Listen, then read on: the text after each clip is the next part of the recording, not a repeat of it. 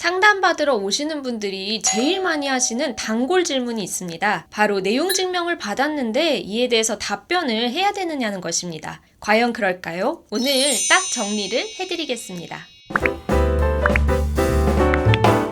세상에 이로운 법지식 세이버! 안녕하세요. 임지연 변호사입니다. 오늘의 주제는 내용 증명을 받았는데 이에 대해서 답변을 해야 되느냐는 것입니다. 결론부터 말씀드리면 답변할 의무가 있는 것은 아닙니다. 그렇다면 내용 증명은 무엇이고 왜 보내는 것인지, 그리고 마지막으로 변호사가 생각할 때 꼭 답변을 해야 되는 내용 증명은 무엇인지 말씀드릴 테니까 끝까지 시청 부탁드립니다. 들어가기 전에 구독과 좋아요, 알림 설정까지 잊지 말아주세요. 우선 내용 증명이란 무엇이고 왜 보내는 것일까요? 이 내용 증명은 우체국을 통해서 편지의 내용과 그리고 보낸 날짜가 확인이 되는 서류입니다.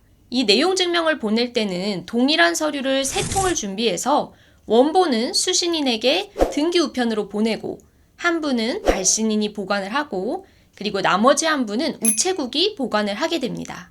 이런 내용 증명은 특정 시점에 이러이러한 내용으로 편지를 보냈다라는 것을 의미할 뿐이고, 그 자체로 어떤 법적인 효력을 갖는다든지 거기에 쓰인 내용이 진실된 내용으로 인정이 되는 것도 아닙니다. 따라서 내용 증명을 받았다고 해서 거기에 대해서 답변할 의무가 있는 것은 아니겠죠. 다만 이 내용 증명을 보낼 때는 어떤 법적인 분쟁을 염두에 두고 보내는 경우가 굉장히 많기 때문에 상대방의 이런 일방적인 주장을 묵과해서는 안 되겠다 싶을 때 거기에 대해서 답변을 하는 내용 증명을 보내두는 것이 나중에 소송을 하게 되더라도, 야, 그때는 네가 그냥 가만히 있지 않았느냐, 또는 너가 그때 인정을 했던 것 아니냐, 이런 공격에 대해서 방어를 하기가 훨씬 더 용이하겠죠. 변호사의 관점에서 반드시 답변을 하는 것이 좋다라고 생각이 되는 내용 증명은 바로 계약 해지에 관한 내용 증명입니다. 이 계약 해지에 관한 내용 증명에는 보통 당신이 이러이러한 계약 위반 행위를 했으니 계약을 해지한다 와 같은 내용이 들어가거든요. 그런데 여기에 대해서